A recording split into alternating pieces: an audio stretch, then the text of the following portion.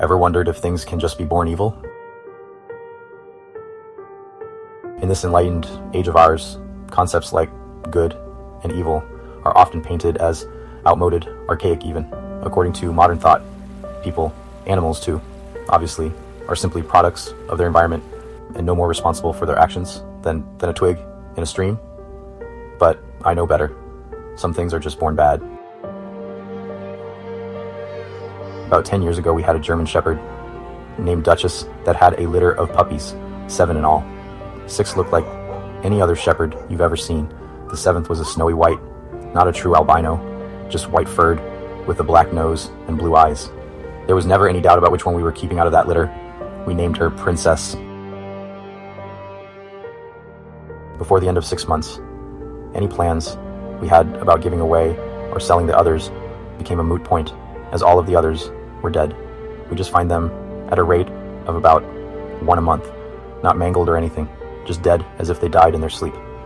At first, we thought maybe their mother, it being her first litter and all, was accidentally crushing or smothering them. Later, we had no doubt as to what had killed them.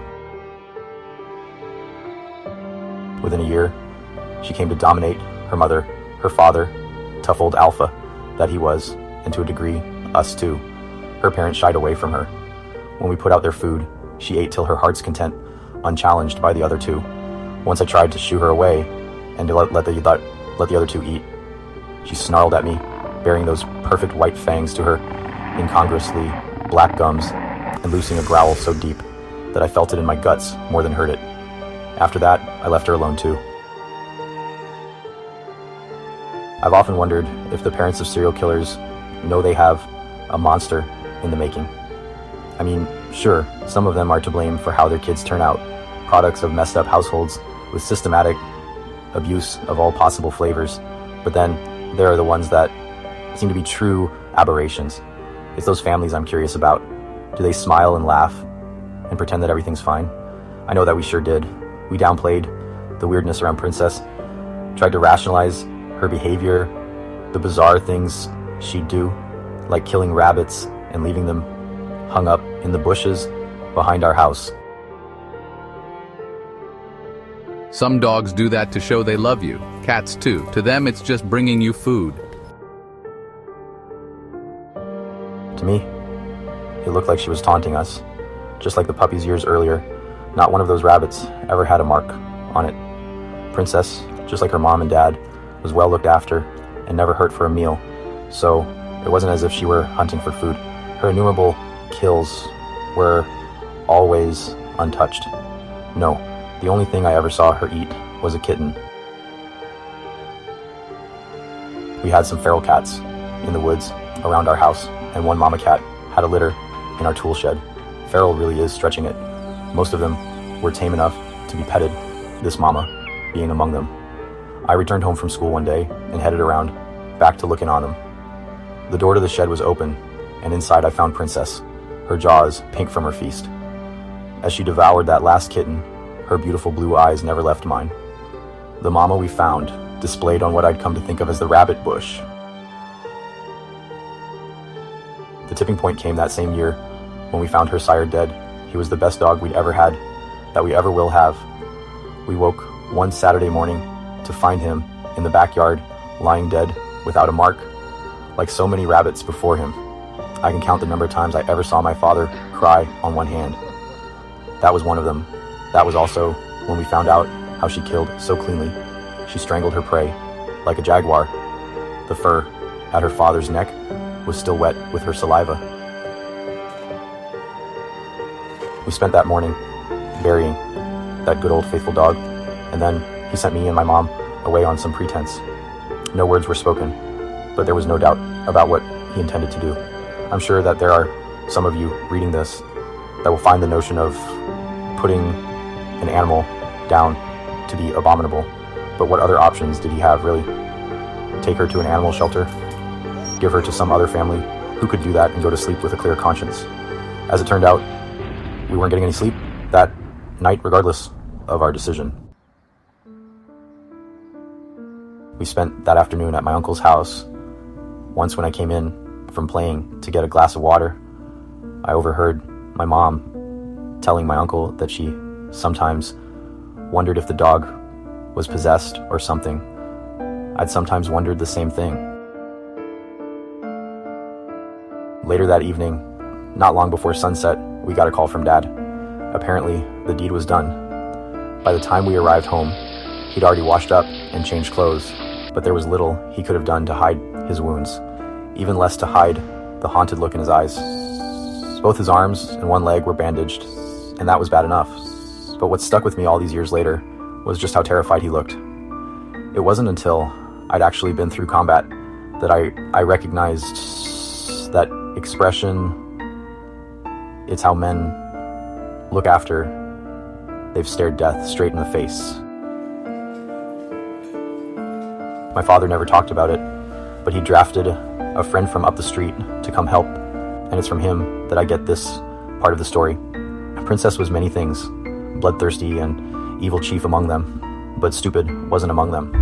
In that, if nothing else, she took after her father. Her dad, Rocky, was famous for letting himself into the house if it was storming out. He'd figured out how to paw open the sliding glass door out to the patio. What was really astounding is that he also had the presence of mind to close it behind him. Not being stupid, she knew something was up and made herself scarce, disappearing into the woods.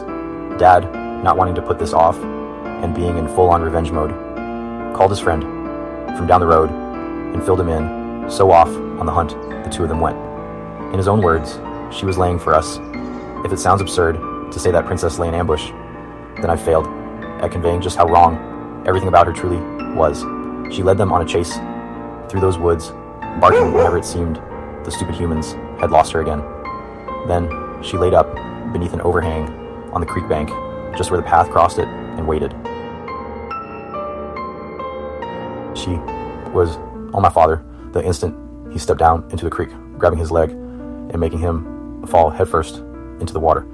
Then she went straight for his throat.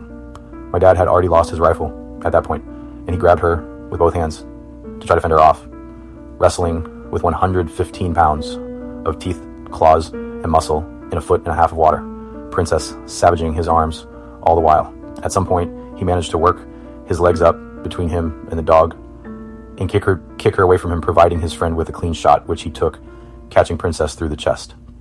He put a second round through her head point blank. She can rot where she is. Was all my dad had to say on that subject. After they got back from the hospital, our neighbor went back on his ATV to pick up Princess for burial. He was a dog lover, like us, and it just didn't seem right to him to leave her. If he'd spent as much time tiptoeing around as we had, he might have felt differently. She flat wasn't there, no blood trail, nothing. He also said that after he'd been there poking around for a few minutes, he noticed something else strange. No birds. It was dead quiet, the way the woods sometimes get right before a bad storm blows in. Wisely, he got right the hell out of there. That night, Duchess came pawing at the back door, wanting in, something she'd never once done in all the time she'd been with us, and I had a dream. In it, I was playing football in the backyard with some buddies and ran over to where a bad throw had landed near Rocky's grave. As I reached for it, Princess's head shoved up out of the ground to grab my hand. I woke up with a jolt and was promptly scared out of roughly 10 more years of life by the silhouette of a German Shepherd in the hallway. It was Duchess, of course. She was sitting in the hallway, whining and wagging her tail nervously. She was looking back toward the front of the house. I walked over to her and placed my hand on her big doggy head and said, "What is it, girl?" That's when I heard the distinctive sound of claws on glass. Something was pawing at the patio door. Thoroughly terrified, I grabbed Duchess by the collar and dragged her along with me to my parents' room, shutting the door behind me. I was 14. I was terrified. But even in that terror, retreating to my parents' room wasn't just for the security of mommy and daddy. That's where the guns were. I woke them up and told them what I'd heard. "Oh, sweet Jesus," my mother said. "Lock yourselves in the bathroom." Dad got up and locked the bedroom door, and then I heard the patio door slide open. If any of the rest of us had any doubts about what had just come into the house, Duchess sure didn't. The only thing she'd ever feared in this world was her own pup. A deep rumble of a growl vibrated in the floor beneath our bare feet, and Duchess's bladder let go as if on cue.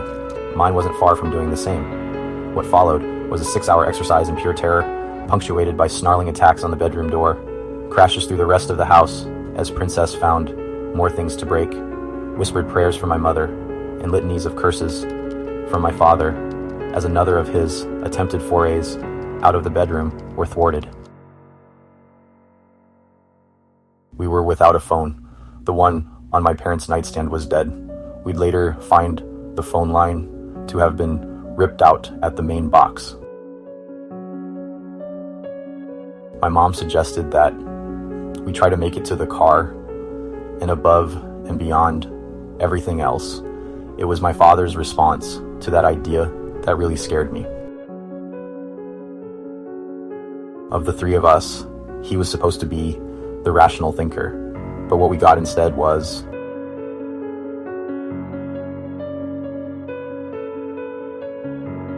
Honey, I think that's what it wants us to do. as the world through the windows turned from black to gray. A quiet fell over the house. Mom and I watched through the windows, craning our heads in an attempt to get an eye on the patio door. But try as we might, the best we could manage was a view of most of the patio, more than enough concealment for a dog to slink in or out, even a big one like Princess. Don't come out until I say okay.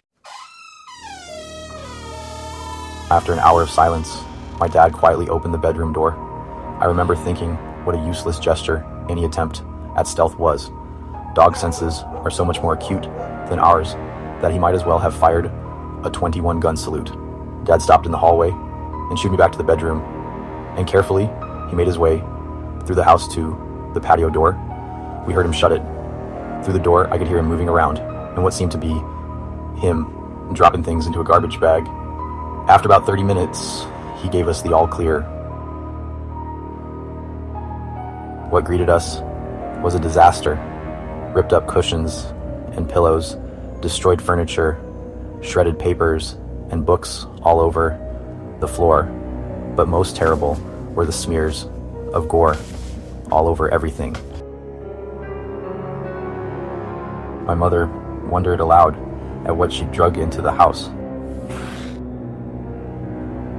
Grim-faced, my father did not answer. He simply turned and headed out the back to bury Rocky for a second time. We cleaned up as best we could while Dad drove down to our neighbor's house to make all the appropriate calls. After all these years, I still wonder what portion of homeowners' insurance covers attack by undead demon ghost dog. Unspoken, we all wondered what the night would bring. As it turned out, we never got a repeat, but Duchess never left the house again. Time rolled on. Occasionally, we'd find a new present on the rabbit bush. Just a friendly reminder, another token of Princess's abiding love.